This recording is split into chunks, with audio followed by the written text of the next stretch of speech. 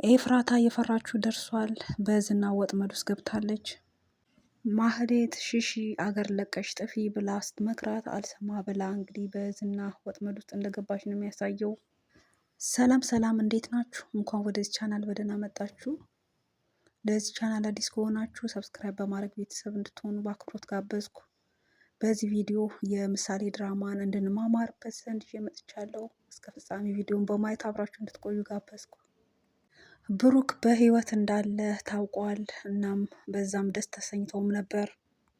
ጠበቃው ሉላ ጋር እየደወለ አትመጭም ወይ ዛሬ የቀጠሯችን ቀን ነው እያለ እያስጨነቃትም ነበር።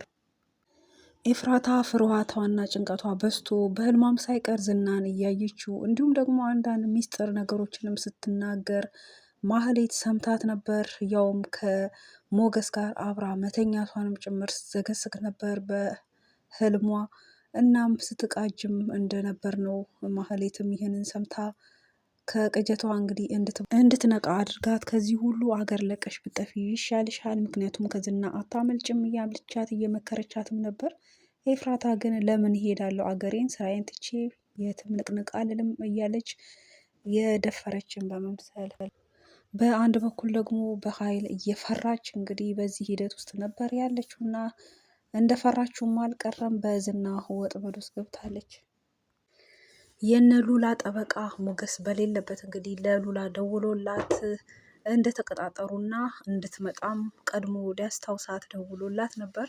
እሷ ግን ለምን ደወልክ? የሰው ሚስት ጋር መደወል እና ከሰው ሚስት ጋር ለማማገጥ መሞከር ይህ ወንጀል እንደሆነ ከአንተ እንግዲህ የተሰወረ አይደለም። ለስሙ ጠበቃ ነህ፣ የህግ ሰው ነህ፣ ህግን ታውቃለህ። ግን በዚህ ልክ መዳፈር በኋላ ዋጋ ያስከፍልሃል በሚል ልትቆጣው ሞክራ ነበር። እሱ ግን እንግዲህ ራሱን ያው የህግ ሰው ቢሆንም ህጉ እኔ ጋር አይሰራም በሚል ደፍራ እንግዲህ እንድታደርገው ማለትም እንዲመጣ አይነት ነገር ሲነግራት ነበር። ምክንያቱም ያው ሞገስ አለመኖሩን ነግራው ነበር።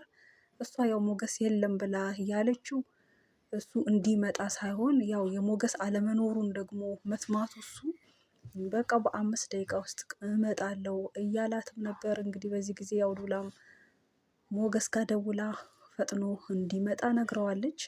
እንግዲህ እስከዚህ ሰዓትም ለሞገስ የሆነችውን እየሆነ ያለውን ጠበቃው እያለ እየተናገራት ያለውን ሊያደርግ እየሞከረ ያለውን ነገርም አልነገረችውም። እንዲሁ ግን ፈጥኖ እንዲመጣ ነግራው ያው ሞገስም ፈጥኖ ቀድሞ መጥቶ ነበር።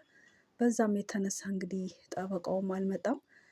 ያው ሞገስ በመጣ ሰዓት ሉላም ከጠበቃው ጋር እያወራች ነበር። እናም ያው ሞገስ ሲገባ በጣም ተደናግጣ ነበር። ሞገስም ያው መደንገጧ በሱ አለመኖር ብቻውን ሁል ጊዜ እየተዋት በአንድ ክፍል ውስጥ ወስኗት መቀመጧ ያም እጅግ እየጸጸተው እያዘነላትም፣ ነገር ግን ሁሉ በዚህ እንደማይቀጥል ነገ የተሻለ እንደሚሆን ሁሉ እንደሚያልፍም እየነገራት እያጽናናትም ነበር። እናም በዚህም በሆነውም ነገር ደግሞ እጅግም እያዘነላት ነበር። በሌላ በኩል ብሩክ በህይወት መኖሩ ታውቋል። እንግዲህ ያለበትን ቦታ ጭምር ታውቋል። እናም ተስፋ እንዳለ ነው። ያው ብሩክ ይመጣል የሚል ተስፋ በእጅጉ አላቸው። ለዛም እንግዲህ በቅርብ ርቀት ሆኖ ብሩክ ባለበት ወይ ይኖራል ብለው የገመቱበት ግቢ አካባቢ እንግዲህ ሞገስ ያው ደፍሮ ራሱን የሚቀይር አይነት ልብስ ለብሶ እያንዣበበ እየቃኘ ነበር ዙሪያ ገባውን። እናም ብሩክ በህይወት እንዳለ እዛው ግቢ ውስጥ እንዳለም ነው የደረሱበት። በዚህም እንግዲህ እጅግ ተደስቶ መድብል ለነ ቅድስት ሲያበስራቸው ነበር። እናም በዛም እጅግ ተደስተው እንግዲህ ሰለብሬት ሲያደርጉ በዚህ መሀል ያው ልጁ ምሳሌ እየሰማች እጅግ ተደናግጣ ነበር። ምክንያቱም እነሱ የሚያወሩትን ነገር ወይም ደግሞ አባቷ ብሩክ እንግዲህ ታይላንድ ነው አለ ብላ የምታስበው እንደነገሯት፣ እነሱ ግን ብሩክ በህይወት አለ ብሎ ሲሉ እጅግ ተደናግጣ እየተመለከተቻቸው ነበር። እነሱም በኋላ ላይ እንግዲህ ትዝ ሲላቸው ተደናግጠውም ነበር። በዚህ ሂደት ነበር እንግዲህ ድራማው ያለቀው። በሌላ በኩል ዝና አሁንም ስለ ብሩክ እያጠና ነው። እንግዲህ ብሩክን ለመፍታት አስበው ይመስላል። እዚህ ጋር እነ ብሩክ ሀብታም ናቸው ወይ? የኑሯቸው ሁኔታ ምን ይመስላል? ቤተሰቦች ውስጥ በህይወት አሉ ወይ የሚለውን ምሳሌን ማነው ማህሌትን እየጠየቃት ነበር። ማህሌትም ለምን ፈለክ እያለች እንግዲህ ነገሩን ለማወቅ ከስር ስትጠይቀው፣ ዝና ደግሞ ያው የተጠየቅሽውን መልሽ እንጂ እኔን ለምን እንዴት እያልሽ ጥያቄ አንድም እንድትጠይቂ አልፈቅድልሽም እያላት ነበር። እሷም የምታውቀውን ኢንፎርሜሽን ስለ ብሩክ ቤተሰብ ስለ ኑሯቸው እናም ወላጆቹ በህይወት ስለ አለመኖራቸው አንዳንድ የምታውቀውን ኢንፎርሜሽን እየነገረችው ነበር። እንግዲህ ቤተሰቦቹ በህይወት ያሉ ከሆነና ሀብት ያላቸው ከሆነ ምናልባት ብሩክን በዛ ተደራድረው ሊፈቱት ያሰቡም ይመስላል። እንግዲህ ካልሆነም ደግሞ ያው በህይወትም እንዲሁ ተሰቃይቶ እንዲኖር ነው እንጂ በእነሱ እጅም እንግዲህ እንደሚናገሩት ከሆነ የማንንም ነፍስ ማጥፋት አይፈልጉም። እያሰቃዩ እንዲሁ እንደሚያኖሩ ነው እንግዲህ ከስራቸው ከንግግራቸው ባለፈው ክፍሎችም የተረዳ ነው። ዳጣ ከወትሮ በተለየ እጅግ እየፈራች ነው። ምክንያቱም በወጣች በገባች ቁጥር ዝና ካገኛት እንግዲህ እንደማይተዋት ስለምታውቅ ለመውጣትም ለመግባትም ብቻዋን ለመንቀሳቀስም በጣም ስጋት ሆኖባታል።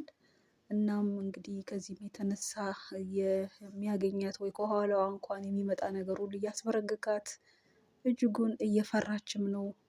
እንግዲህ ዝና ቢሞት ይሻላል ወይም ልግደለው ወይ ደግሞ መንፈስ ሆኜ ባሰቃየው እስክትል ድረስ እንግዲህ ከባድ ስጋት ውስጥ ገብታለች። ቅድስት እንግዲህ የብሩክ አለመኖር እናም ደግሞ በህይወት ቢኖር ወይም ደግሞ አሁን ላይ ቢኖር አብረው ቢሆኑ እጅግ በጣም እያሰበች ማለትም በፊት አብረው በነበሩት ጊዜ የተናገራትን በሀሳቧ እያሰላሰለች እየተመሰጠች እንደው የሆነው እንኳን ቀርቶ ያኔና የሱ አብሮነት እንኳን ቀርቶ እሱ በህይወት እንኳን በኖረ እስክትል ድረስ እጅግ አሳስቧታል። የእሱ ዱካው መጥፋት ማለት ነው።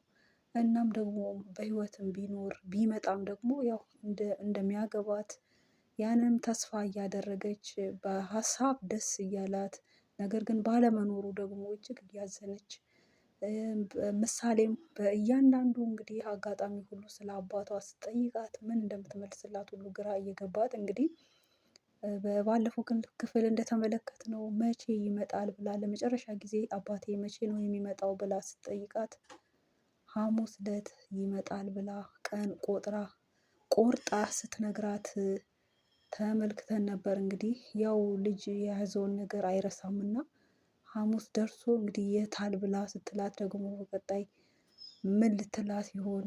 ወይስ እስከዛ እንግዲህ ብሩክ መጥቶ ያስደመማቸው ይሆን? እንግዲህ እንደሚመጣ ተስፋ እናደርጋለን። ምክንያቱም ታግቶ ባለበት ከታሰረበት ሰንሰለቱን ፈቶ እንደምንም ብሎ እንግዲህ ሊያመልጥ ሲል ያው አጋዦቹ ደርሰው እንደገና መጥተው ጥለውት እዛው እንዲቀመጥ አድርገው ነበር እንጂ እሱም ለማምለጥ ሙከራዎችን እያደረገ እንደነበር ነው። እንግዲህ በቀጣይም በዚህ ሂደት ወይ አምልጦ እንግዲህ ሲወጣ እነ መድብልም በዛ አካባቢ እየቃኙ እየሰለሉ ስለሆነ ያው እንደሚያስጥሉት እና እንደሚያድኑት ወደ ቤቱም እንደሚመጣ ተስፋ አለን። በቀጣይም እነኚህ ወንጀለኞችም ዘብጥያ እንደሚወርዱ ነው። በአጠቃላይ እጅግ በጣም ልብ አንጠልጣይ በብዙ ግንዛቤ ሰጪ በጣም አስተማሪ የሆነ ድራማ ነው። እንግዲህ ከጅምሮ እስካሁን ልብ አንጠልጣይነቱን ቀጥሎ ማስተማሩ ማዝናናቱንም ቀጥሎ እዚህ ክፍል ደርሷል። እንግዲህ ቀጣዩንም ክፍል እንደደረሰን የምናጋራችሁ ነው የሚሆነው። ይህንንም ቪዲዮ በማየት እስካሁን ቆይታ ስላደረጋችሁ ከልብ አመሰግናለሁ። ለዚህ ቻናል አዲስ ከሆናችሁ ሰብስክራይብ ማድረግ ቤተሰብ መሆንን እንዳትረሱ። የምንለቃቸው ቪዲዮዎች እንዲደርሳችሁ ደግሞ የደወል ምልክቱን ማጥቆር እንዳትረሱ ስል በትህትና ላሳስባችሁ እወዳለሁ። ቪዲዮ ላይክ ካላደረጋችሁ ላይክ አድርጉ። ሀሳብ አስተያየታችሁን በኮሜንት ማስቀመጥ ይቻላል። በቀጣይ በሌላ እስከምንገናኝ በዚሁ ሰናበታችኋለሁ። በያላችሁበት ቸር ቆዩን። ባይ ባይ።